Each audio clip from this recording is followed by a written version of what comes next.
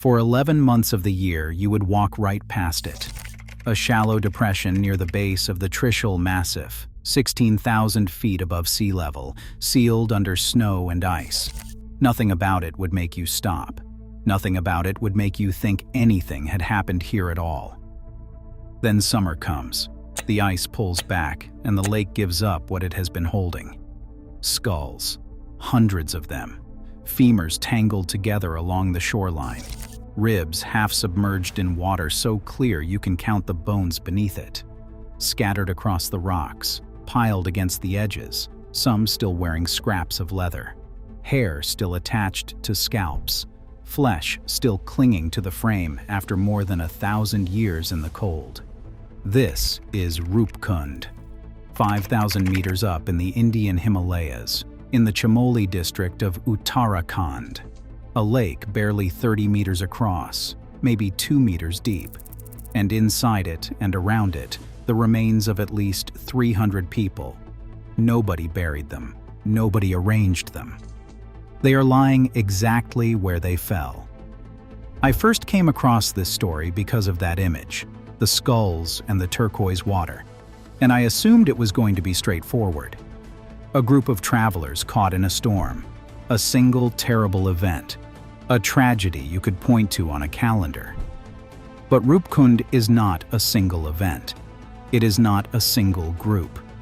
And the deeper you go into the evidence, the less sense any of it makes. The British were the first outsiders to panic about it. In 1942, the world was at war. A forest ranger named H.K. Madhwal was patrolling the high valleys near Nanda Devi when the summer melt revealed the bones. Imagine being that man. You are alone. You are 3 miles above sea level. And the ground beneath your feet is covered in human remains, more than you can count, staring up through shallow water that has just released them from the ice. Madhwal sent word back to the colonial authorities. The immediate fear was Japanese. Britain controlled India, and whispers of a Japanese land invasion had already reached the Himalayan frontier. If an enemy force had crossed through these mountains and died in the attempt, the British needed to know immediately. Investigators were dispatched up the trail. They were not Japanese soldiers. That much was obvious almost immediately. The bones were far too old. The clothing was wrong. The leather was handmade, crafted in a style that belonged to another century entirely. And the weapons of war, the rifles and the ammunition and the equipment you would expect from a military column, none of it was there. What was there were wooden staves, leather sandals, iron spearheads, parasols, the belongings of travelers, not fighters, pilgrims perhaps, people carrying what they needed to walk a very long way through very dangerous mountains. One early investigator described the scene as ghastly, something that made the team catch their breath. The bones were not neatly arranged or buried. They were scattered across rocks as though the people had simply dropped where they stood. Some of the bodies still had flesh intact, perfectly preserved in the frozen ground. Hair still clung to skulls. Fragments of clothing still wrapped around bones. The cold had done what no embalmer could. It had held these people almost exactly as they were on the day they died. For 6 decades after the discovery, no one could shed proper light on who they were. Theories circulated. Some said they were the lost soldiers of General Zorawar Singh of Kashmir, who vanished during a campaign against Tibet in 1841. Others suggested a mass epidemic. A few proposed ritual suicide, holy men walking into the mountains to die. Each theory was considered, and each one fell apart under scrutiny. There were too many people, the terrain was too remote, and no single explanation accounted for why hundreds of individuals would converge on a lake the size of a backyard swimming pool at the top of the world. The question shifted. Not who were they running from, but where were they going? There is a pilgrimage that passes through this exact region. The Nanda Devi Raj Jat, a procession held once every 12 years to honor the goddess Nanda Devi, who in Hindu tradition is considered a form of Parvati, the consort of Lord Shiva. The pilgrimage is enormous. It spans nearly 300 kilometers. It lasts 3 weeks. Thousands of devotees walk barefoot through alpine meadows, across glaciers, over mountain passes that climb above 5,000 meters. The route begins at a village called Nauti in the foothills, and it ends at Roopkund, a sacred lake just beyond Roopkund. To reach Roopkund, you must pass through the valley where the skeletons lie. The procession is led by a 4-horned ram, adorned in colored shawls and ribbons, carrying a palanquin that holds the image of the goddess. The ram walks ahead, the pilgrims follow. They sing traditional songs called chantolis as they climb. And the whole journey symbolizes one thing: the goddess Nanda Devi leaving her parents' home and returning to her husband's home on Mount Kailash. The rain that falls during the yatra, they say, is Nanda Devi weeping as she leaves. It is a pilgrimage that has been happening for at least 13 centuries. Some scholars trace its origins to the 7th century, to a Garhwali king named Shalipal, who consolidated smaller regional processions into one grand royal journey. That means people have been walking this path, through this landscape, past this lake, for over 1,000 years. And among the women of the Himalayan foothills, there is a folk song, a very old folk song. It tells the story of a king who once brought his court on the pilgrimage, including dancers and entertainers. The procession defiled the sacred landscape with celebration where there should have been reverence, and the goddess Nanda Devi, enraged, struck them all down. She sent hailstones from the sky, hard as iron, and she did not stop until every one of them was dead. For decades, that story was dismissed as legend. Then, the forensic evidence arrived. In the early 2000s, a scientific expedition finally examined the skulls in detail, and the pattern was unmistakable. Many of the skulls bear deep, short compression fractures, the kind of trauma you see from a rounded object striking from above. Not a blade, not a rock tumbling sideways in a landslide. Something blunt, something heavy, something coming straight down. The injuries cluster on the tops of heads and across the shoulders. Below the collarbone, almost nothing. Whatever killed these people came from the sky, and it came fast. If you have ever been caught in a Himalayan storm at altitude, you know how suddenly they form. The air turns, the temperature collapses, the wind funnels through the valleys, and there is nowhere to run. No trees at 16,000 feet, no overhangs, no caves. Just open rock and a shallow lake in a bowl-shaped depression where you are completely, entirely exposed. Picture 300 people caught in that bowl when the sky opened. Hailstones the size of cricket balls, maybe larger, falling with the force of the altitude and the wind behind them. No shelter, nowhere to go. The deadliest recorded hailstorm in Indian history struck in 1888 and killed 230 people in the northern plains, with hailstones reportedly as large as oranges that accumulated 2 feet deep. And that was at low altitude, in populated areas with buildings and trees. At 16,000 feet, in the open, with stones possibly even larger, the violence would have been absolute. The song said iron. The skulls say the song was right. That should have been the answer. A single group of pilgrims, caught in a catastrophic hailstorm around 850 CE, killed in minutes. Horrible, but comprehensible. A tragedy with a beginning, a middle, and a terrible end. The kind of story you could tell completely. The kind of story that would stay in the local songs precisely because it was so devastating and so final. It was not the answer. In 2019, a team of researchers did something that had never been done before with these remains. They extracted ancient DNA, full genome-wide data, from 38 of the skeletons. This was not a small undertaking. The bones had been exposed to freeze-thaw cycles for over 1,000 years. Some had been handled by trekkers, moved from their original positions, even taken as souvenirs. But enough viable DNA remained to sequence, and the results were staggering. This was the first ancient whole genome data ever reported from India. Éadaoin Harney, a graduate researcher at Harvard, was among the first to see what the data showed. The expectation was simple: South Asian ancestry, broadly consistent with pilgrims from the Indian subcontinent, consistent with the Rajjat, consistent with the hailstorm, consistent with everything the folk song had been telling people for over 1,000 years. 23 of the individuals matched South Asian ancestry. That part made sense. Then there were the other 14. Their DNA did not match South Asia. Not even close. Their genetic ancestry was typical of the Eastern medieval. Greece, Crete, the kind of genetic profile you would find walking through the islands of the Aegean Sea, not climbing the Himalayas at 16,000 feet. And there was one more, a single individual with ancestry from Southeast Asia. I want you to sit with that for a second.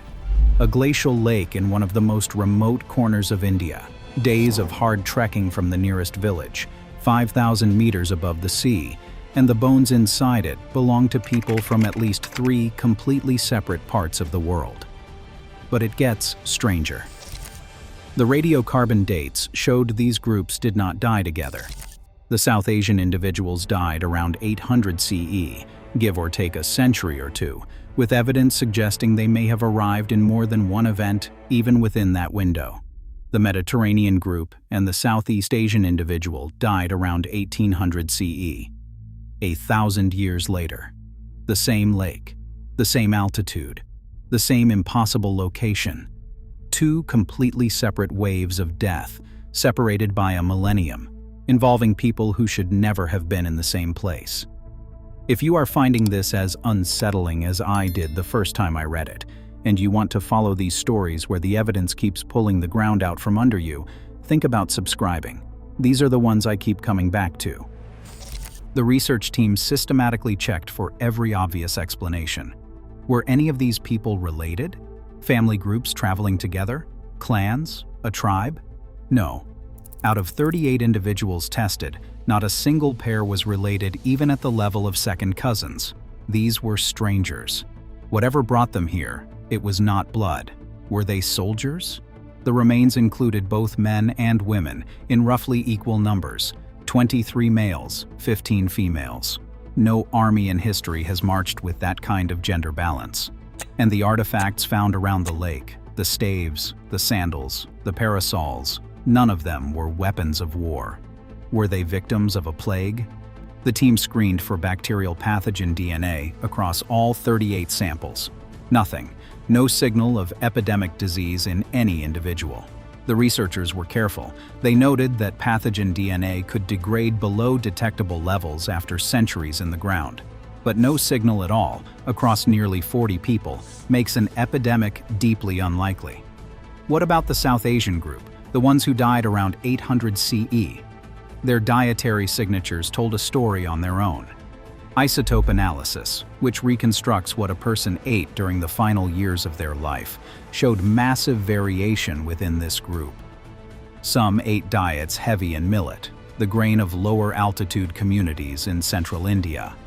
Others ate wheat and rice, the staples of the fertile northern plains. Some consumed significant animal protein. Others, hardly any, suggesting they may have followed strict vegetarian traditions tied to their caste or religious practice. These were not people who grew up in the same village, eating from the same fields. They came from different regions of India, different elevations, different social classes, different lives entirely. Think about what that means. A woman from the rice paddies of the lowlands, a man from the millet country further south, someone who had never eaten meat walking beside someone who ate it regularly. They converged on this lake, walked the same trail, sang the same devotional songs, and died in the same storm. And before that moment of convergence, they may have had nothing in common except the direction they were walking and the goddess they were walking toward. There is something deeply moving about that. The pilgrimage did not care where you came from. The storm did not either. That fits the pilgrimage theory beautifully. The Rajjat draws people from across the region, rich and poor, highland and lowland. different castes and communities, walking together toward a shared sacred destination. A group like that, diverse in origin but united in purpose, caught in a catastrophic hailstorm at the worst possible moment, in the worst possible terrain, it is devastating. But it is coherent. The folk song and the DNA and the fractures and the isotopes all agree. The Mediterranean group does not agree with anything. 14 people with DNA matching present-day Crete and Greece, dead at a Himalayan lake around 1800 CE. Their isotopic signatures reflected a diet completely unlike anything you would find in northern India. They were not people of distant Mediterranean descent who had lived locally for generations and slowly assimilated. Their bodies told the chemical story of lives lived somewhere far away, eating the foods of another continent. What were they doing there? The lead researchers said it plainly. They tried to answer every possible question about who these people were and where they came from, and they failed to explain why Mediterranean individuals were traveling to this lake. There is no trade route through Roopkund. There is no mountain pass that leads anywhere useful. There is nothing on the other side of that ridge that you could not reach far more easily by a dozen other paths. This is not a place you stumble through on the way to somewhere else. This is a place you go to deliberately, or a place you reach when you are profoundly, dangerously lost. Some have speculated about a connection to the Raj Jat. Perhaps travelers from the Mediterranean, or their descendants, had settled somewhere in South Asia and joined a local pilgrimage. It is possible. Around 1800 CE, India was under British colonial control. The East India Company operated trading posts across the subcontinent. Europeans, Greeks, merchants from the Ottoman territories, people from across the Mediterranean moved through India in larger numbers than in any previous century. Soldiers, adventurers, missionaries, traders, people seeking fortune or faith, or simply a life different from the one they had left behind. And there is a specific historical thread that makes this period even more interesting. Greek communities had existed in parts of India and Central Asia for centuries, remnants of trade routes that stretched back to antiquity. Greek sailors had once navigated the monsoon winds to trade with the Malabar coast. Alexander's campaigns had planted Hellenistic settlements across Afghanistan and northern Pakistan. Is it possible that some distant echo of that connection persisted into the colonial era? That a group with Mediterranean roots maintained enough cultural awareness of the Indian mountains to make the journey? It is speculation. But the DNA is not speculation. Those 14 people were real. There is another possibility that haunts me. What if they were not pilgrims at all? What if they were travelers who heard about the sacred route, joined a group heading up, not out of devotion but out of curiosity or commercial interest, and were caught in whatever killed the rest? We do not know. The bones cannot tell us their intentions, only their origins.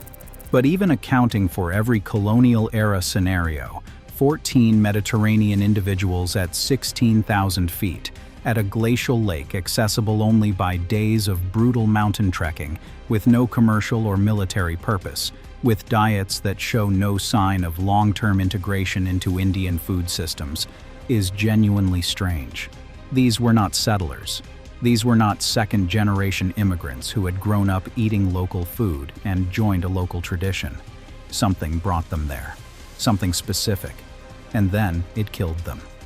Alongside one person from Southeast Asia, in what appears to be yet another separate catastrophic event, a full millennium after the first wave of death. I keep coming back to the scale of the silence around this. The Mediterranean group died around 1800 CE. That is not ancient history. That is not a date lost in the fog of the early medieval period. That is within the window of colonial records, shipping manifests, missionary diaries, military dispatches, personal letters, trade ledgers. The British East India Company kept meticulous records of who arrived in India and where they went. Greek trading communities in places like Calcutta and Bombay maintained their own archives. Churches tracked their congregations. The colonial bureaucracy was vast and detailed, and obsessive about documentation. Somewhere in those archives, there may be a letter from someone who set out toward the mountains and never came back, a name on a departure list with no corresponding return, a merchant who said he was going north and was never heard from again, a note in a church register about a parishioner who vanished. 14 people is not a small number. 14 people from the same broad region, traveling together or separately to the same impossible destination, and dying there, that should leave a trace. But if a trace exists, no one has found it yet. And until someone does, 14 people remain anonymous. Their DNA tells us their ancestry. Their isotopes tells us what they ate. Their bones tell us they were healthy when they died. Everything except the one thing that matters: why they climbed. What I think about most, though, is not the Mediterranean group, it is the lake itself. Roopkund is not big. You could throw a stone across it. It is not deep. A tall person could stand in the middle and keep their head above the surface. It freezes almost the entire year, invisible under snow, indistinguishable from the landscape around it. And yet, across 1,000 years, it kept collecting the dead. Different people, different centuries, different continents of origin. The same tiny, frozen, impossible destination. The Rajjat passed through here in the 7th century. It passed through here in the 9th century, when a hailstorm turned the pilgrimage into a graveyard. And it will pass through here again in 2026, when thousands of devotees will walk the same trail, singing the same songs, following a four-horned ram draped in ribbons toward a sacred lake just beyond the place where the bones surface every summer. We know what killed some of them. The fractures tell that story. The sky opened. The hailstones came down, and in a valley with no shelter, surrounded by the peaks of Trishul and Nandagunti and Chandaniakot, there was nothing to do but fall. But we do not know what brought all of them, especially the 14 from the medieval, especially the one from Southeast Asia. We do not know what journey they were on, what they expected to find at the summit, what name they called this place if they knew it had one. We do not know if they climbed willingly or stumbled here by accident. We do not know if they had heard of Nanda Devi. We do not know if they prayed. The bones are still there. Every summer the ice retreats, and the skulls surface again, staring up through water that is briefly, impossibly blue. Climate change is accelerating the melt now. The glaciers surrounding Roopkund are retreating faster than at any point in recorded history, and more remains emerge each season. Each newly exposed bone has the potential to answer something or to make everything more complicated. New DNA could be extracted. New isotope profiles could narrow down origins. A single artifact, a coin, a piece of jewelry, a fragment of text, could unlock the story of the Mediterranean group overnight. But the site is also disappearing. Trekkers photograph the skulls. Some visitors have moved bones over the years, rearranged them for better pictures, even taken pieces home as souvenirs. The Anthropological Survey of India collected some samples in the 1950s, and a few are displayed in a museum in Dehradun. But the lake itself has never been formally protected as an archaeological site. There is no fence, no guard, no sign. The dead have no guardian except the cold, and the cold is losing ground. The next Rajjat pilgrimage is scheduled for 2026. Thousands of devotees will walk the same 280-kilometer route, singing the same chantolis, following a four-horned ram draped in colored ribbons through alpine meadows and over glacial ridges, past the exact spot where the bones surface every summer.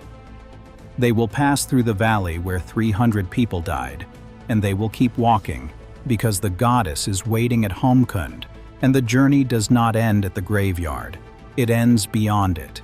300 people, at least 3 separate origins, at least 2 separate centuries, and a lake the size of a large swimming pool frozen at the roof of the world, holding all of them in the same shallow water. We have their DNA, we have their diets, we have the fractures in their skulls and the parasols beside their bodies, and a folk song about a goddess who kills with ice. We can sequence their genomes and measure the carbon in their bones and reconstruct what they ate in the last decade before they died. What we do not have is their reason, and that is what stays with me. Not the bones, not the numbers, not even the DNA from across the Mediterranean. What stays is that 300 people climbed to a place most of us would never reach in our entire lives, and we cannot say why. We can read their code. We can date their deaths. We can trace the chemical memory of every meal they ate for years. And still, the most human question of all, what were you looking for up there? We cannot answer. The lake freezes again every autumn. The bones disappear beneath the ice. And the silence at 16,000 feet is exactly what it was 1,200 years ago. If some of these individuals really did travel from the Mediterranean to the top of the Himalayas, what could have been powerful enough to bring them there?